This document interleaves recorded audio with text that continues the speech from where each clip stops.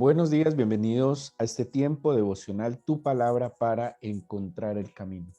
Hoy es septiembre 13 del 2022. Vamos a continuar con la lectura del libro de Job, capítulos 14 al 18. Libro de Job, capítulos 14 al 18.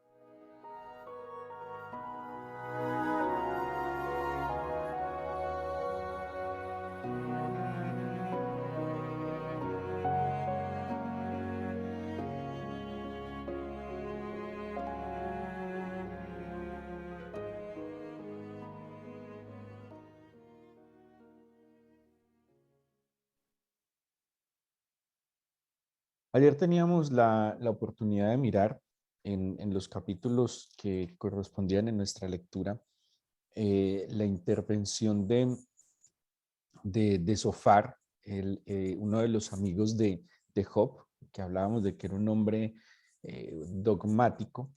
Vimos también cómo Job responde. Y hoy entramos, hoy va a haber una interacción con Elifaz, ¿sí? Elifaz también va a decirle ciertas cosas a Job. Quisiera que empezáramos con el capítulo 15, eh, perdón, con el capítulo 16, luego vamos a ir al 14 y yo les voy a explicar por qué. Bueno, Job en el capítulo 14, eh, con un tanto de humildad, va a expresar lo transitorio que es la vida del ser humano. Bueno, quiero que miremos algo del 14 y ahorita vamos a volver acá. Los versículos 7 al 9, hasta más o menos hasta el 13, Job va a hacer una comparación, ¿sí? Va a comparar la vida humana y con la vida vegetal. Y ya vamos a ver esa comparación para que distingamos algo a la luz de la escritura. Dice, porque si el árbol fuera cortado, aún queda de él esperanza. Retoñarán aún y sus renuevos no faltarán. Si se envejeciera en la tierra su raíz y su tronco fuera muerto en el polvo, al percibir el agua reverdecerá y hará copa como planta nueva. ¿Sí? Esto suena muy lindo y es verdad. Job, seguramente como sabio, está hablando de una experiencia que él eh, tendría la oportunidad de haber visto como un árbol seco al percibir el agua podría reverdecer. O sea, Job nos está narrando un acontecimiento que él podría identificar. Un árbol seco, muerto, puede revivir al percibir el agua. Pero Job va a comparar este acontecimiento que para él debe ser algo asombroso con la transitoriedad y la realidad del ser humano. Y dice, mas el hombre morirá y será cortado, perecerá el hombre. ¿Y dónde estará él? Como las aguas se van al mar y el río se agota y se seca, así el hombre yace y no vuelve a levantarse. Hasta que no haya cielo, no despertarán ni se levantarán de su sueño. Así que aquí Job lo que está haciendo, por eso la forma, pues que hay que siempre mirar el contexto de todos los pasajes de la Biblia. Entonces, ¿qué está haciendo Job con el ejemplo del árbol? Está diciendo, para el árbol hay esperanza. Para el ser humano no hay esperanza. Miren cómo lo está planteando. Porque está diciendo, si el árbol se secare, ciertamente queda en él esperanza porque percibirá agua y podrá reverdecer. Pero el hombre, porque ese más que aparece en el versículo 10, es ese pero, dice, pero el hombre morirá y será cortado, perecerá el hombre, ¿y dónde estará él? Como las aguas se van al mar y el río se agota y se seca, así el hombre yace y no vuelve a levantarse. Y coloca un límite, hasta que no haya cielo, no despertarán ni se levantarán de su sueño. Bueno, aquí eh, eh, claramente Job está hablando de la vida física. Claramente Job está comparando la vida física del árbol con la vida física del ser humano. ¿Sí? Y está diciendo, si el hombre muere físicamente, ya nada que hacer. ¿Cuándo despertará? Pues en la resurrección. De hecho, aquí la visión que Job está hablando es una visión para su época bastante avanzada, una idea del Señor de la resurrección que en este momento no era tan clara, no estaba tan planteada. Acordémonos que la historia y la vida de Job es más o menos de la época de los patriarcas, de Abraham, de Isaac, de Jacob, seguramente. Y este concepto de resurrección no era tan claro en esa época, pero Job aquí lo tiene muy claro.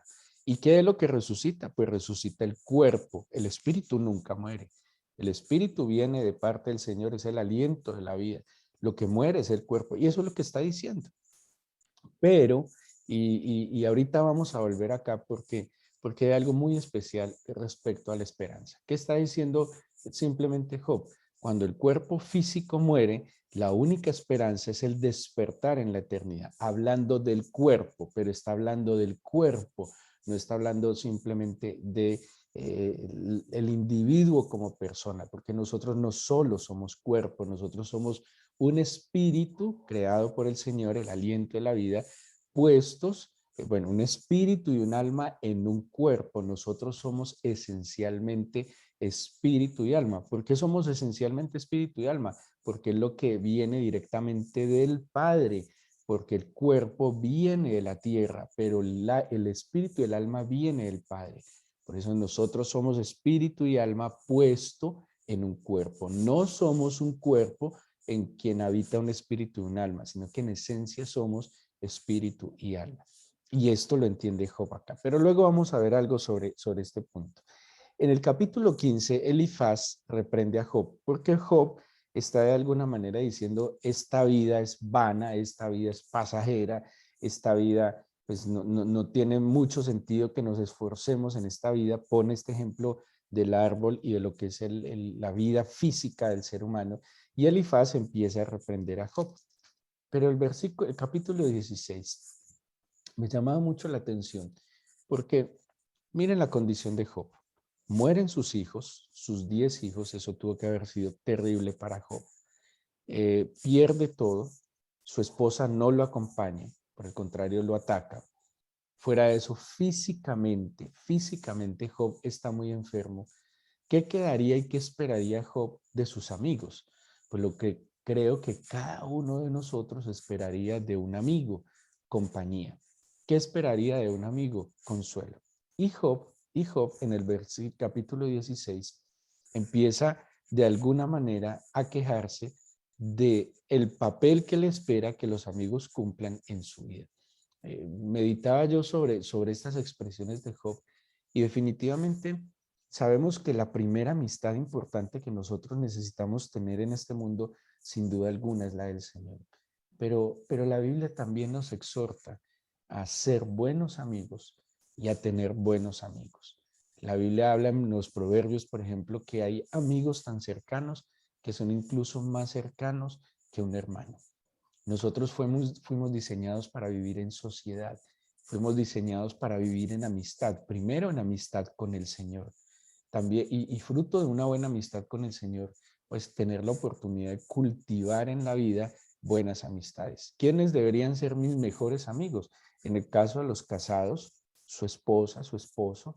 En el caso de los solteros, pues poder tener una buena amistad con sus hermanos, poder tener una buena amistad con sus padres, pero también hay personas que son afines a nosotros, con las cuales podemos cultivar una buena amistad y que en qué momento va a ser importante, precisamente en estos momentos de dificultad y dolor. Miren cómo Job esperaba que la amistad que él creía haber cultivado diera frutos en el momento más difícil. Lastimosamente estos amigos solo vinieron a recriminar, a juzgar, a criticar, a señalar, y en vez de fortalecer la debilidad de Job, vinieron fue por el contrario como a quitarle las pocas fuerzas que le quedaban. Miremos algunos versículos del capítulo 16.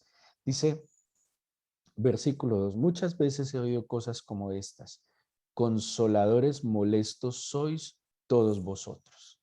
Imagínense, consoladores molestos, eso es una contradicción. Se supone que el que viene a consolar debería traer alivio. ¿Qué le dice Job a los amigos?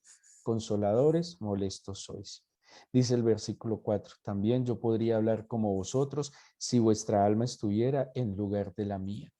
Yo podría hilvanar contra vosotros palabras y sobre vosotros mover mi cabeza. ¿Cómo se experimentaba Job? Juzgado, señalado, criticado, menospreciado. Y se menean la cabeza.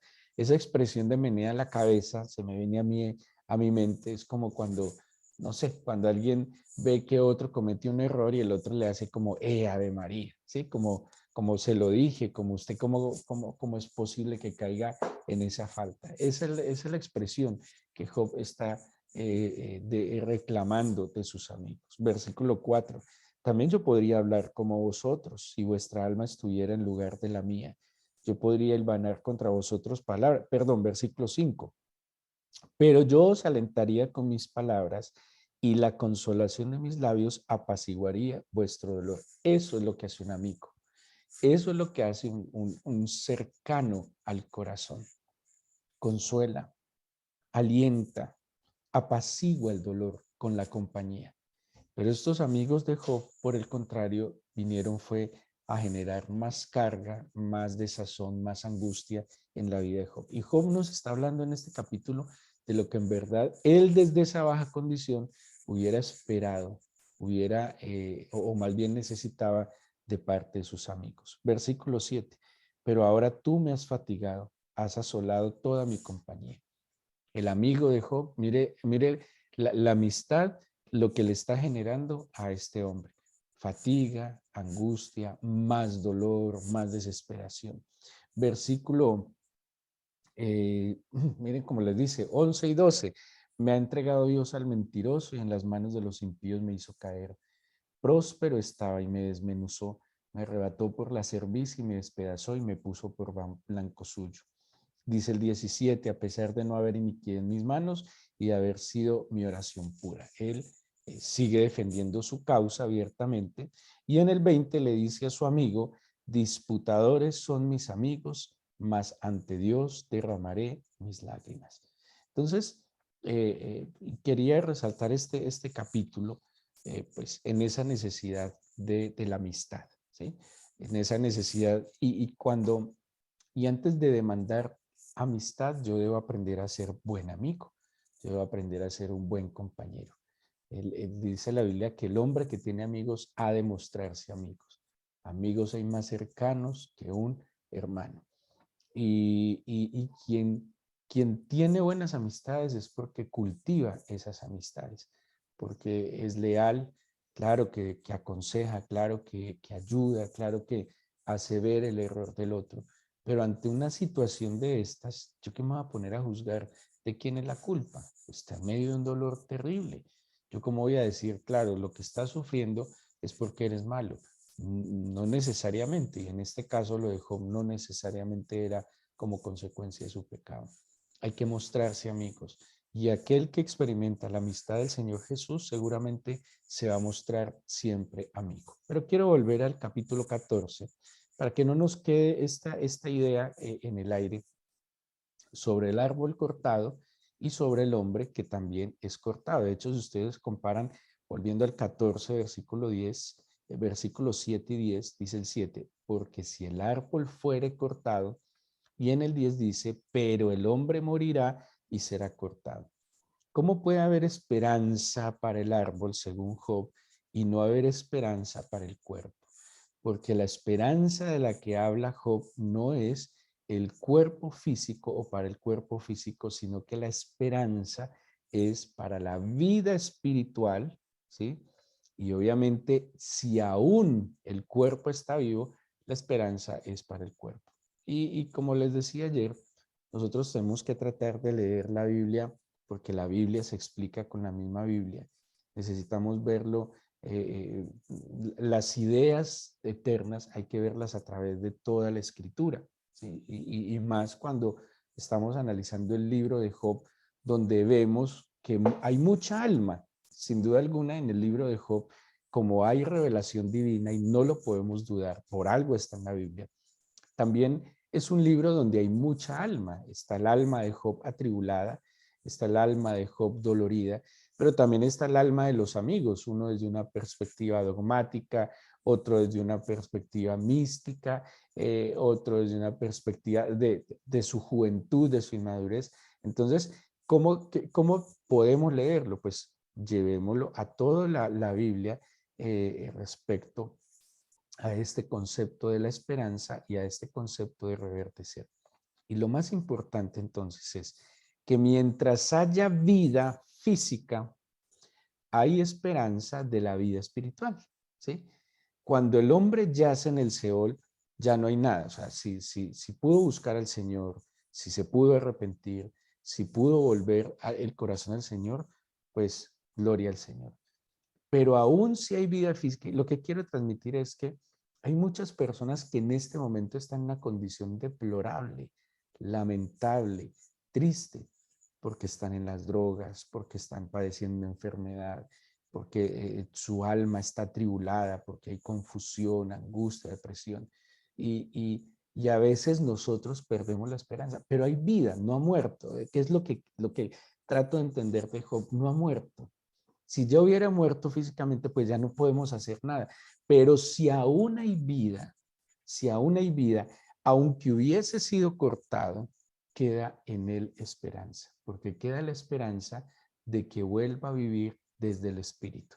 Y dice, versículo 7, y ahorita vamos a compararlo con otros pasajes de la Biblia, retoñará aún y sus renuevos no faltarán. Si se envejeciera en la tierra su raíz y su tronco fuere muerto en el polvo, al percibir el agua reverdecerá y hará copa como planta nueva. Esto nos está indicando que, y pues ya lo vamos a comparar con otros versículos, como la vida espiritual, mientras haya vida física, es la esperanza para aquel árbol que ha sido cortado, ¿sí? Mientras haya vida física, por medio de la vida espiritual, va a quedar esperanza para el árbol que ha sido cortado, ya sea por enfermedad, por una situación eh, violenta, adictiva, por un mal hábito, una mala amistad, una mala forma de vivir, lo que sea. Pero si hay vida, hay esperanza. Dice Zacarías 9:12, que es un profeta extraordinario, profeta post-exílico. Y esto lo leímos hace poco. Dice Zacarías 9:12, volveos a la fortaleza, oh prisioneros de esperanza. Hoy también os anuncio que os restauraré el doble. Dice el libro de Hebreos que la esperanza es la firme ancla del alma. Quiere decir que la esperanza, como socia de la fe, como compañera de la fe, ayuda a que nuestra alma no se vaya de un lado para otro movida por las olas. La esperanza, así lo dice el autor de Hebreos, afirma como el ancla, afirma una embarcación en alta mar. El que tiene vida tiene aún esperanza. ¿Y cuál es la esperanza? De poder volver a la fortaleza. Y si vuelve a la fortaleza, ¿quién es la fortaleza? El Señor es mi fortaleza. El Señor es mi ciudad amurallada. El Señor es mi torre fuerte. Y si aún hay vida y aún hay esperanza de volver a la fortaleza, ¿cuál es la promesa del Señor? Os anuncio que os restauraré el doble. Esto es lo que vio Job. Job tenía vida. Y si había vida, aún había esperanza. Y es lo que le está diciendo en ese versículo 7 al 9. Fui cortado, ¿sí? El árbol fue cortado, el árbol se secó, pero cuando perciba el agua, volverá a vivir. ¿Qué es el agua? Sino la vida del Espíritu. ¿Qué es el agua? Decía el Señor Jesús, el que cree en mí, como dice la Escritura, de su interior brotarán ríos de agua viva que salten para vida eterna. El agua es un símbolo del Espíritu del Señor que fluye y da vida. ¿Qué es el agua en este mundo? Vida.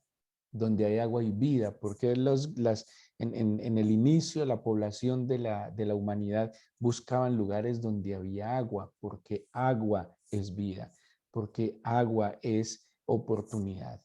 Y el símbolo o uno de los símbolos importantes del Espíritu del Señor es agua. Y cuando percibe agua, vuelve a vivir.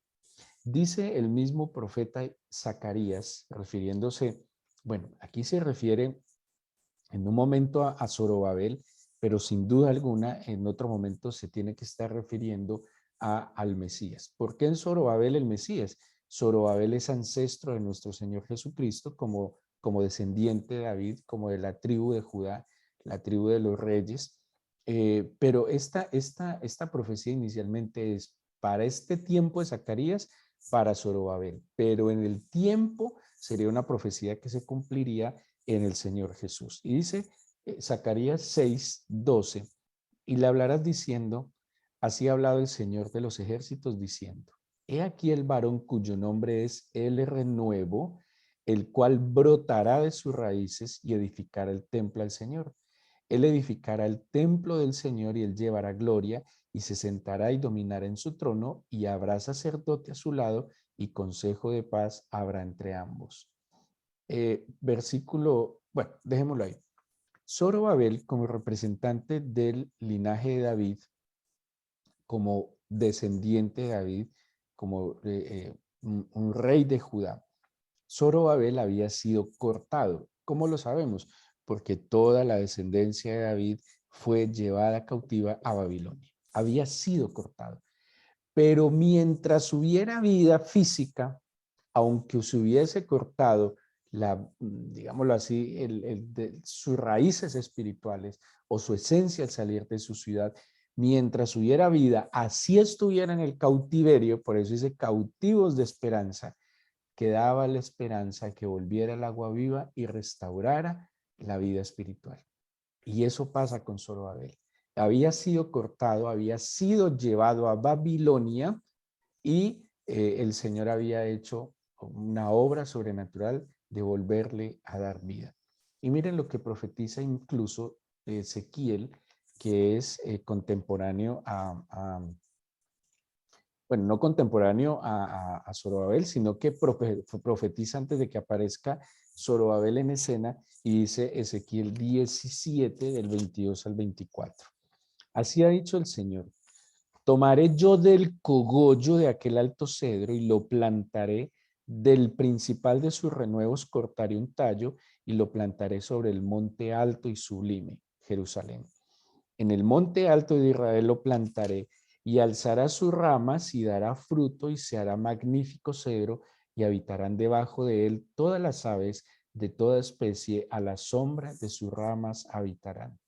Y sabrán todos los árboles del campo que yo el Señor abatí al árbol sublime, levanté el árbol bajo, hice secar el árbol verde e hice reverdecer el árbol seco. Yo el Señor lo he dicho y lo haré. Entonces, ¿por qué tomo estos otros versículos para mirar el texto de Job? Porque Job no está hablando de otra cosa que de la vida espiritual que tal vez se ha secado. Y que mientras el hombre esté vivo físicamente, tiene esperanza de que vuelva a tener vida espiritual, de que vuelva a reverdecer. Aquí no se trata simplemente de que, no, que yo perdí un trabajo y ahora estoy endeudado, entonces el Señor, yo tengo la esperanza que el trabajo me va a volver y que me van a pagar el doble. No, no lo podemos limitar a eso de ninguna manera. Aquí se refiere al lugar en el altar del Señor que cada uno de nosotros tiene como hijo. Aquí no se refiere a lo material, a lo físico. Ahora, sin duda alguna,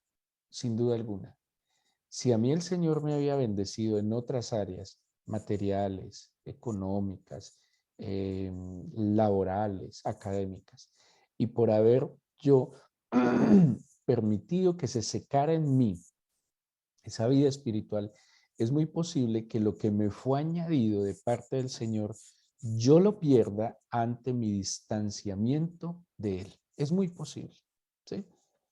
Así que si el Señor a mí me había añadido algo y lo perdí a causa de mi pecado, a causa de mi ignorancia, a causa de mi necedad, a causa de mi insensatez y porque me aparté de Él, cuando yo volviere a Él, cuando permitiera que el agua fresca, el agua viva de su espíritu, vuelva a hidratar mi vida, es muy posible y seguramente que lo que el Señor o lo que yo perdí a causa de apartarme del Señor, el Señor lo vuelva a añadir, con la esperanza de que incluso añadiría el doble. ¿Sí? Pero aquí se refiere Job, es a la esperanza que queda de que la vida espiritual que el Señor me concede vuelva a mí. Y si yo vuelvo a percibir el agua, a pesar de tal vez estar seco, árido, es que miren, para experimentar eso, usted puede ir a su iglesia cada 8 días, ¿sí? Pero puede ir a su iglesia y no encontrarle sentido ni a congregarse, porque esto no se refiere solo de congregarse, esto es mucho más profundo, es de mi cotidianidad, es de mi acercamiento diario, constante y permanente al Señor. Y tal vez pueda usted estar experimentando esa aridez, y tal vez pueda usted estar experimentando esa sequedad, esa esterilidad que genera también la aridez. ¿Cuál es la esperanza? De que si aún estás vivo, de que si hoy estamos respirando, que si hoy nuestros ojos se pudieran abrir y ver la luz, hay esperanza. Y la esperanza está en el Espíritu del Señor. Necesitamos que entonces su presencia vuelva a nosotros, que nos permita retoñar, que no falten los renuevos, que percibamos esa agua viva para que podamos reverdecer y hagamos copa y hagamos copa y aquí comparando a lo que profetiza Ezequiel, porque un árbol como alegoría del ser humano que está cerca del Señor se convierte también en bendición para otros, porque un árbol que está hidratado en el agua viva, como dice el Salmo 1, dice que aquel hombre que no anduvo en consejo de malos, ni en silla de escarnecedores se ha sentado, será como árbol plantado junto a corrientes de agua, que su hoja no cae y da su fruto en su tiempo. Quiere decir que aquel que vuelve a la vida espiritual se va a convertir en bendición para otros, dará su fruto en su tiempo, su hoja no cae, dará sombra y muchos vendrán a abrigarse a él, porque será protección, porque será fuente de alimento, porque será fuente de alivio para muchos. Pero un árbol seco no da esperanza, un árbol seco no alivia, un árbol seco no ayuda. Pero si hay vida física, todavía tenemos la oportunidad de volver al Señor. Tenemos la oportunidad como dice la palabra del Señor, de tener vida una vez más. Porque no tener vida espiritual y estar vivo físicamente es como una especie de zombie, muertos en vida. Vamos de aquí para allá, divagamos de aquí para allá, pero sin sentido, sin propósito alguno. Dice Isaías 66:14, para que oremos, dice: y veréis si se alegrará vuestro corazón y vuestros huesos reverdecerán como la hierba, y la mano del Señor para con sus siervos será conocida y se enojará contra sus enemigos. Mire esta bendición también que el Señor nos da respecto a su casa. Y veréis y se alegrará vuestro corazón y vuestros huesos reverdecerán como la hierba. Vamos a orar entonces porque aún hay vida física y si hay vida física hay esperanza.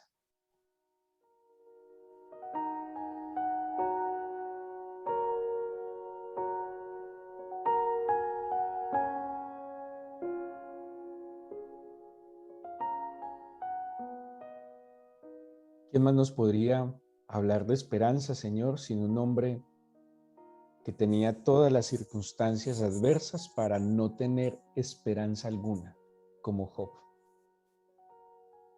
Literalmente lo había perdido todo, Señor, hasta su salud física. Lo único que le quedaba era la vida física. Señor, porque ni los amigos ayudaban mucho, porque no eran una fuente de consuelo, no eran una fuente de compañía, no eran un alivio, como él mismo lo expresaba. Pero si el mismo Job entiende que la esperanza no está en que el cuerpo estuviera vivo, sino que la esperanza estaba en la vida espiritual que tú podrías volver a traer a él. Órale al Señor, cualquiera que sea su situación, su condición, o incluso, ¿por qué no orar por aquel que usted considera que hoy no tiene esperanza? A veces creemos que nuestros hijos, sobrinos, primos, hermanos, padres no tienen esperanza, que están en una condición tan lamentable que no hay nada que hacer. Pero si viven físicamente, pues el Espíritu del Señor puede obrar milagrosamente. Y el Señor puede liberar a esos prisioneros, cautivos, engañados, que necesitan un buen amigo como usted, que ore por ellos, que no los juzgue más, que no los señale más, que no los menosprecie más, sino que acompañe, interceda, y en verdad se convierta en una voz de ayuda y de aliento para poder ser libres de esa situación en la que ellos están. Convirtámonos en mejores amigos. Y sabiendo la situación, porque puede que no sea su situación, puede ser la situación de alguien cercano a usted, no pierda la esperanza, que el Señor puede obrar milagrosamente, el Señor puede salvar a su hijo, puede restaurar su vida espiritual, puede restaurar la vida espiritual de su sobrino, de su hermano.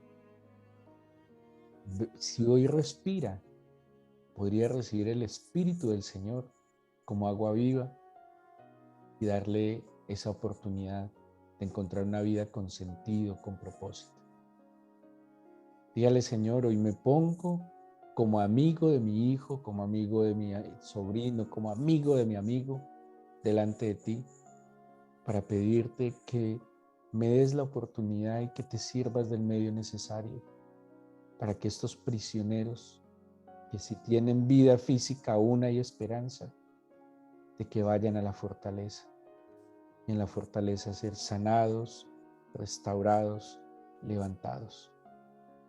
Si hoy viven, hay una oportunidad. Y hoy te presento sus vidas. Con nombre propio, póngalos delante del Señor, con mucha santidad. Trae tu Espíritu, Señor, sobre esta persona, que perciba el agua viva y que vuelva a la vida, Señor. Permítenos entonces ser mejores amigos. Permítenos entonces, Señor, ser de aquellos que acompañan, consuelan y ayudan. Permítenos ser de bendición, como tú lo has sido para nosotros. Toma el control de este día, mi Señor. Guárdanos, protégenos, ampáranos, líbranos de todo mal y de todo peligro. Te lo pedimos en el nombre de Jesús. Amén.